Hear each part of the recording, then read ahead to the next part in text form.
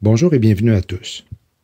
Parlons pour un moment du dragon rouge, l'autre signe dans le ciel du livre de l'Apocalypse au chapitre 12. Cette prophétie, mentionnée par l'apôtre Jean, voilà maintenant presque 2000 ans, est en train de se réaliser littéralement sous nos yeux. Levez les yeux en haut et regardez. Qui a créé ces choses? C'est lui qui fait sortir en ordre leur armée et qui les appelle toutes par leur nom. Telle est la grandeur de son pouvoir et de sa force puissante, que pas une ne manque à lui obéir. Entre 1850 et 1983, une planète hypothétique a été recherchée par les astronomes. En 1983, le télescope IRAS découvrait un astre géant localisé dans la constellation d'Orion. L'info était publiée dans plusieurs journaux, dont le Washington Post. Pour les Égyptiens, Orion était la demeure d'Osiris, le dieu de la lumière. Osiris vainquit la mort et, après être ressuscité, il résida dans la région d'Orion, selon leurs croyances. Ensuite, pendant près de 30 ans, la NASA démentait formellement la prétendue existence de l'astre géant. La planète rebelle, aussi appelée Nibiru, qui serait 10 fois la taille de la Terre, traverserait notre système solaire sur une orbite elliptique tous les 3600 ans environ. Dans un article publié dans le site web Express le 19 septembre 2017, les anciens d'une tribu inuite ont averti que le ciel était en train de changer. Certains ont interprété cette affirmation comme un signe que la planète X est inéluctablement en approche. Dans une interview donnée à Insuma TV, un Inuit respecté par sa communauté affirme que notre Terre vacille et que le ciel est en proie à des changements. Les Inuits sont un peuple originaire des régions arctiques du Canada, des États-Unis et du Groenland.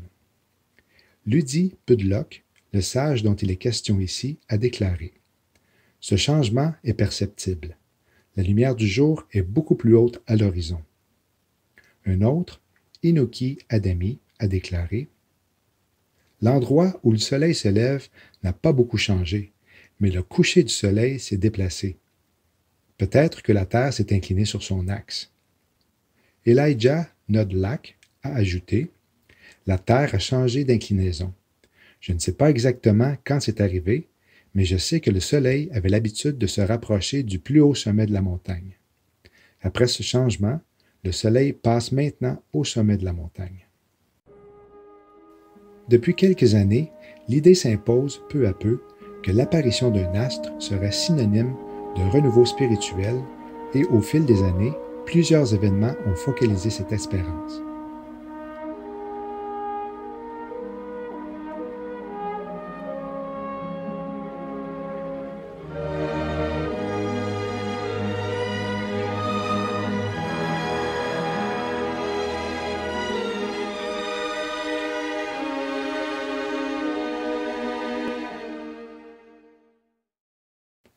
Apocalypse 12, 1 à 5. Or, il parut un grand signe dans le ciel, une femme revêtue du soleil, et ayant la lune sous ses pieds, et sur sa tête une couronne de 12 étoiles.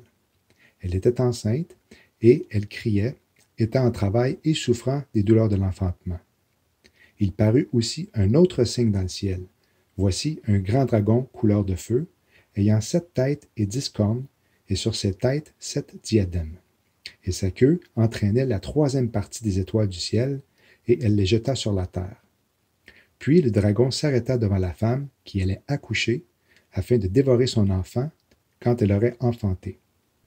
Or, elle enfanta un fils qui devait gouverner toutes les nations avec un spectre de fer, et son enfant fut enlevé vers Dieu et vers son trône. Le 23 septembre 2017, la Lune, le Soleil, les planètes Mars, Mercure et Vénus, dans la constellation du Lion, correspondaient précisément à un grand signe vu par Jean dans Apocalypse 12 au verset 1 et 2. Au premier verset, la femme est Israël. Le Fils, au 5e verset, est l'Église, le corps de Christ, qui bientôt sera enlevé et transporté au paradis avant les 7 ans de tribulation décrites dans le dernier chapitre de la Bible. Les troisième et quatrième versets mentionnent un autre signe, cette fois associé à un dragon rouge couleur de feu. Sa queue entraînait la troisième partie des étoiles du ciel et les jeta sur la terre.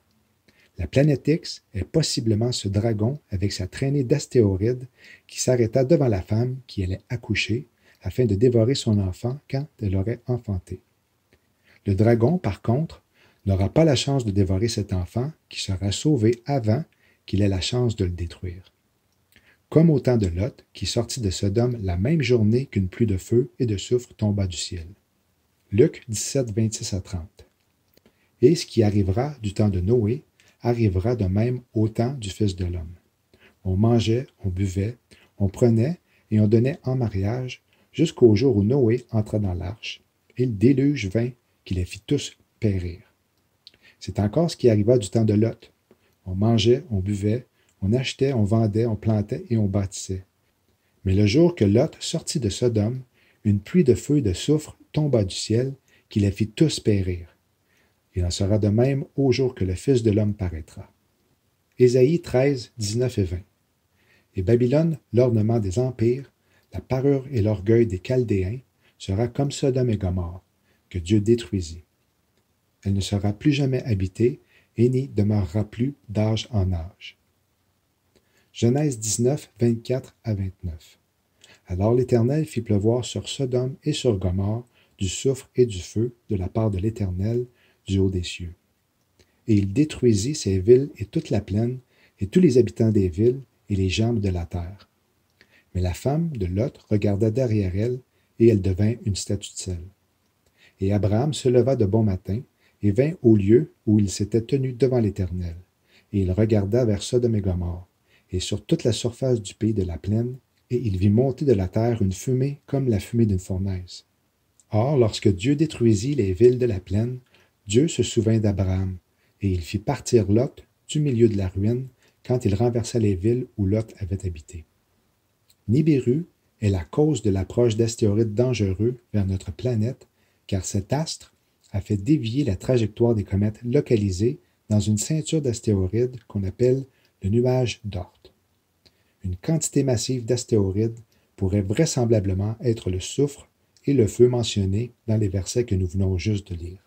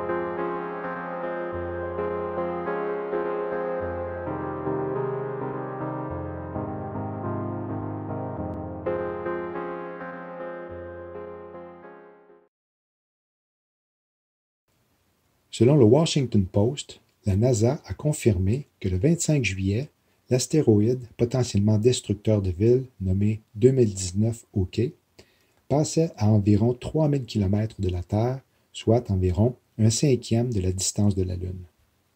Les scientifiques ne suivaient pas cet astéroïde.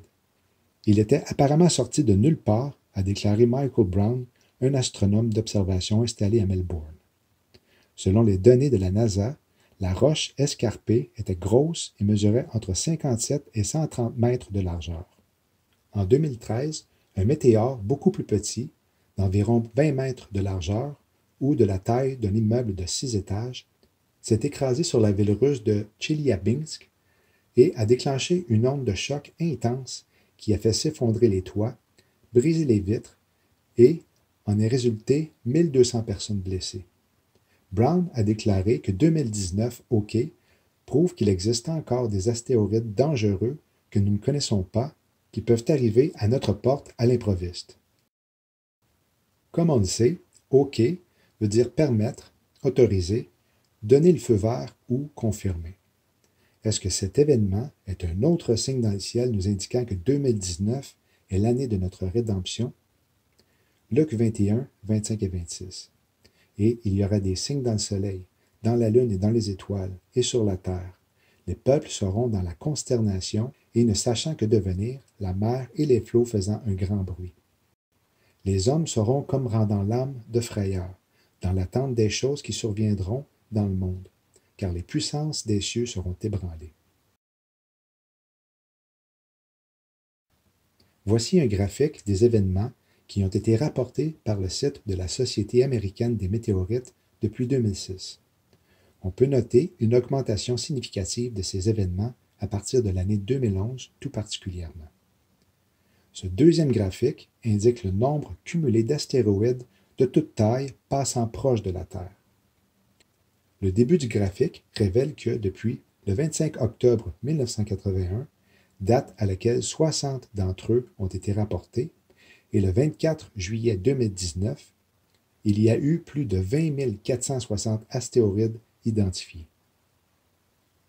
Le 2 mai 2018, dans un article provenant une fois de plus du site web L'Express, un prétendu climatologue, le Dr Ethan Trowbridge, mettait en garde les États-Unis contre des tornades attisées par la planète X qui réchauffe les océans.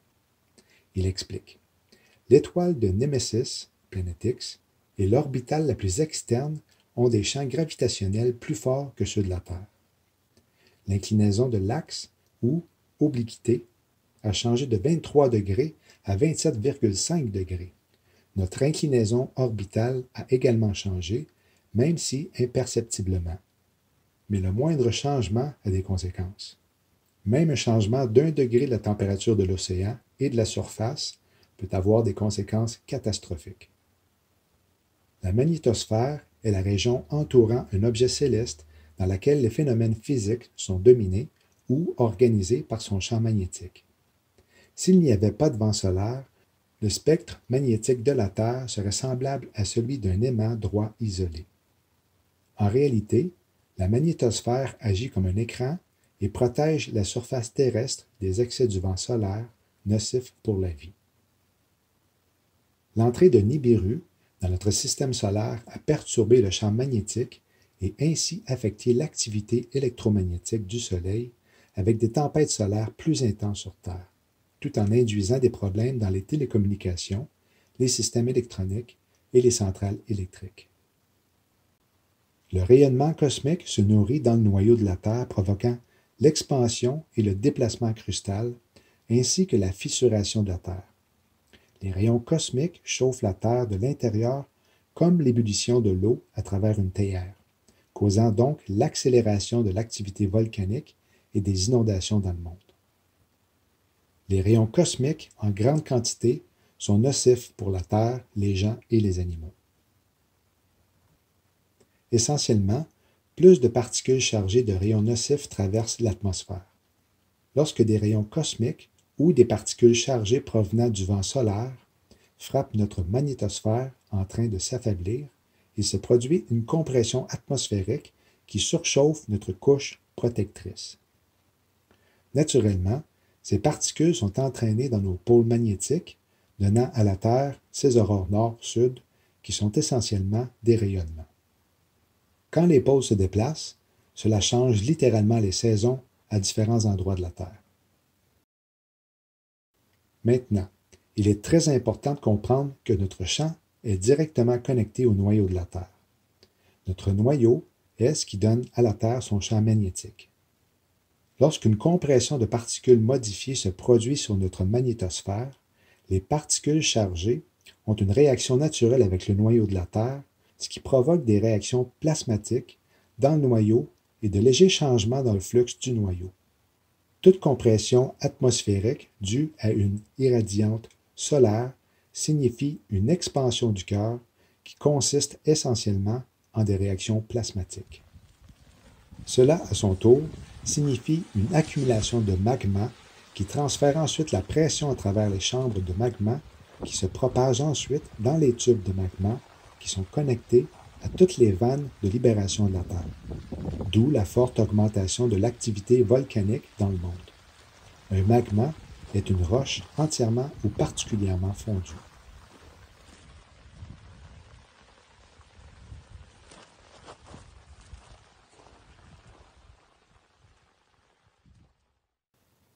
Bien sûr, avec plus de magma, plus de pression est exercée sous les plaques tectoniques et les transitions de pression à travers les anciennes lignes de failles et les failles existantes. Cela crée une augmentation de l'activité sismique. La température de la surface de la mer et les systèmes météorologiques en sont aussi affectés. La Terre se réchauffe de l'intérieur vers l'extérieur, causant ainsi le réchauffement des eaux des mers, ce qui entraîne des conditions météorologiques extrêmes, comme nous le voyons dans le monde entier avec les inondations, les étés très chauds et les hivers parfois glaciaux. Des records sont battus chaque année. 2 Pierre 3,10 Le jour du Seigneur viendra comme un voleur dans la nuit. Ce jour-là, le ciel disparaîtra avec fracas, les éléments embrasés se désagrégeront, et la terre, avec les œuvres qu'elle contient, sera brûlée. Depuis son arrivée, la présence du dragon rouge a provoqué l'augmentation des ondes gravitationnelles, déclenchant ainsi l'amplification des tremblements de terre, des éruptions volcaniques et de violentes tempêtes. Ésaïe 24, 1 à 6 Voici, l'Éternel va rendre le pays vide et le dépouiller. Il en bouleversera la face et en dispersera les habitants. Et il en sera du sacrificateur comme du peuple, du maître comme de son serviteur, de la maîtresse comme de la servante, du vendeur comme de l'acheteur, du prêteur comme de l'emprunteur, du créancier comme du débiteur. Le pays sera entièrement vidé et mis au pillage, car l'Éternel a prononcé cet arrêt. Le pays est triste et mort, la terre est morte et languissante. Les grands du peuple et du pays sont languissants. Le pays était profané par ses habitants, car ils ont transgressé les lois, ils ont violé l'ordonnance, ils ont enfreint l'alliance éternelle. C'est pourquoi la malédiction dévore le pays, et ses habitants portent leur peine.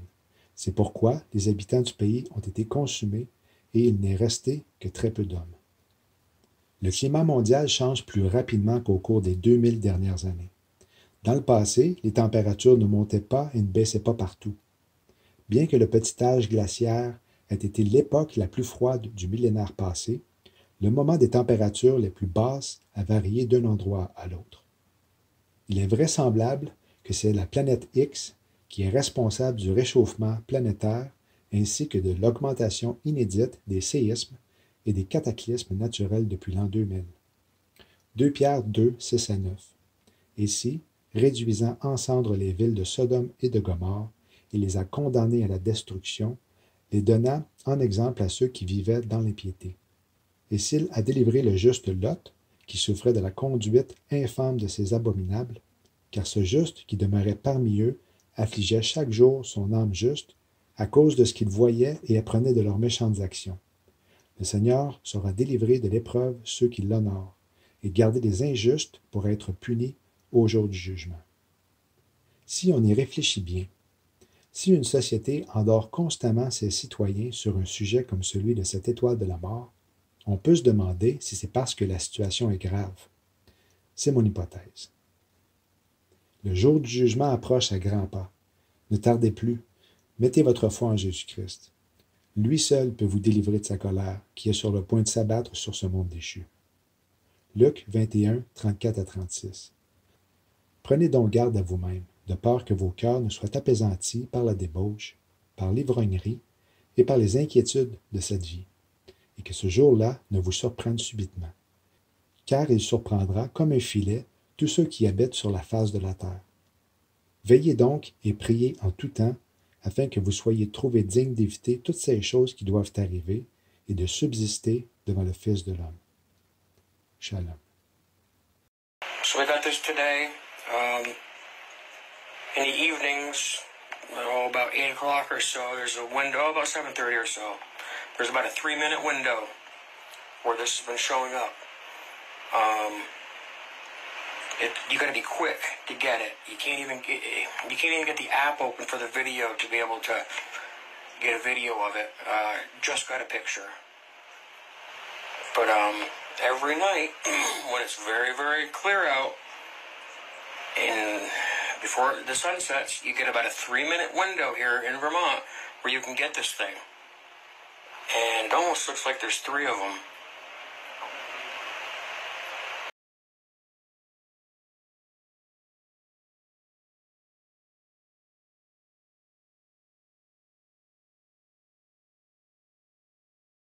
Aqui é o pôr do sol. Não sei quem é esse amarelo que a gente vê aqui. Não sei quem é. E como se não bastassem 2, tem esse terceiro aqui, ó. 2. Quarta situação onde tem 2 sóis aqui. Se alguém puder explicar, eu agradeço. Oh, whoa. Oh, here they come. There are 2. Whoever's right in the front, if you can kind of just stay low, because your head is right. You can get on your knees in front Yeah. of it. Look at this, how gorgeous. Oh my goodness. Okay, so I'm looking with the night scopes. There's no smoke, there's no trails. These are not flares. And, Oh my okay, goodness. let's welcome them here. Oh, they're so beautiful. They're waiting for us to arrive. Whoa. Jacques, please photograph. Yeah, All cameras should be filming. Hey, welcome back, guys. This video from the Baltimore, the date was 2019, 29th of June. You can see in this video definitely 2 light sources in the sky. Look at that. It looks like 2 suns in the sky. The first one is red, the second one is the yellow. I'm just asking, guys. I'm not saying this is 2 suns in the sky. Okay? Look at that. The very crazy sky over Baltimore. That was going bright too, eh? Look, zooming in on it. It's right near brew, man. There's the regular sun. 跑了，看到了，看到了吧？就这一瞬间让我录下来了。怎么回事呢？哎呀，我的天哪！就是这一瞬间，还会追呢，还是会追呢，看着吧。你快看，看见没？出来了，他俩又相交了。这个火的太阳在追逐他。玻璃那个反的吧？天哪！你看是天上的事儿，还是我玻璃事儿？玻璃事。你看，你不是玻璃。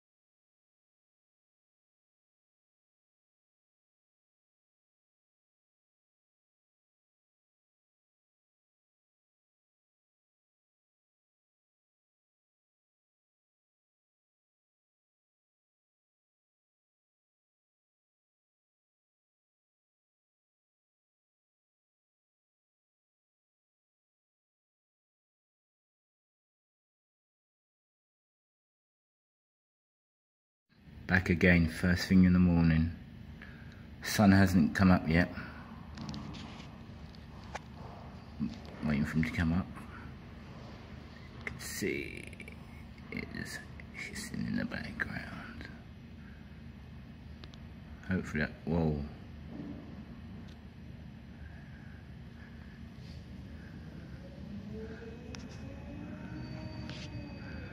That's how long I can stay here for. Whoa.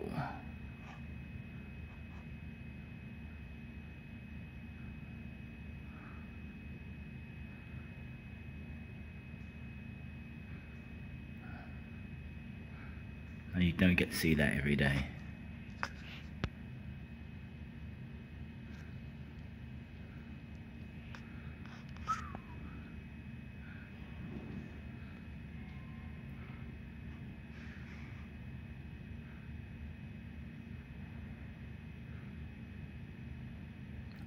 Can see something at the back of it.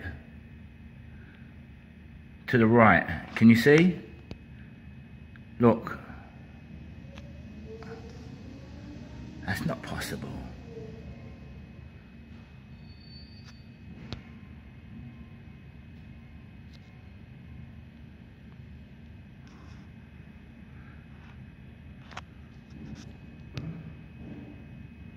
Can you see?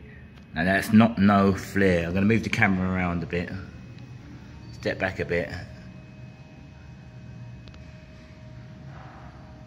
That could be the moon, but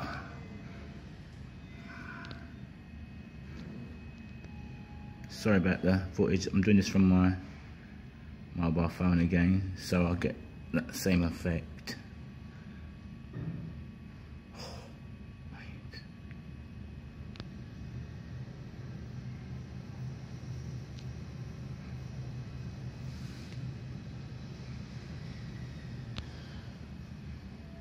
Now you can clearly see there's two something in the sky.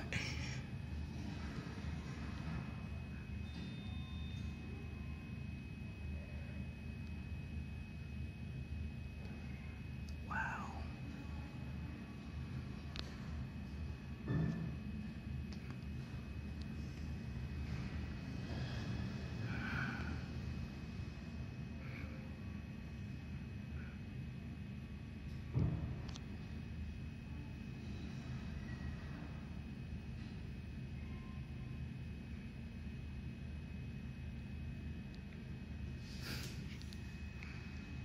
No, that's definitely not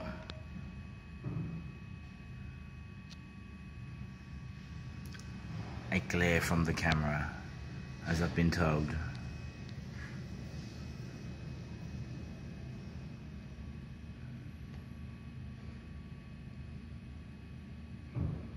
Possibly it could be the moon, which I doubt very much.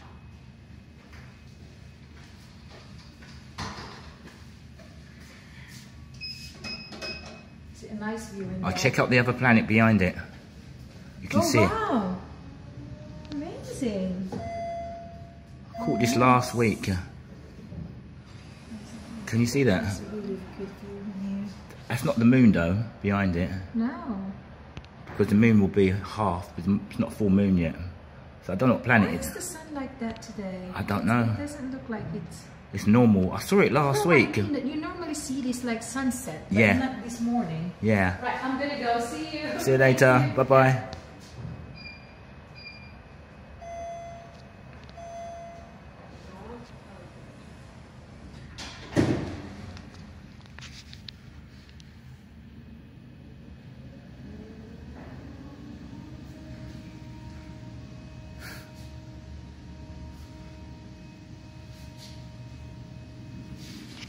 Let's go back to that zoom. Sorry about for the camera, guys. As you see, the sun is coming up. Maybe the sun's that powerful and it can go for the moon and make it shine up, right? I don't know. I'd like some explanations.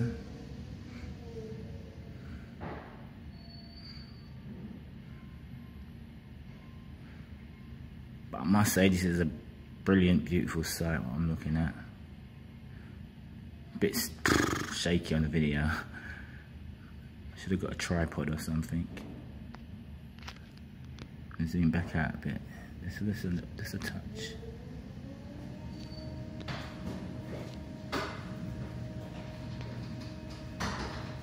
Now the sun will just start to cover that shape or whatever you want to call it. Wow.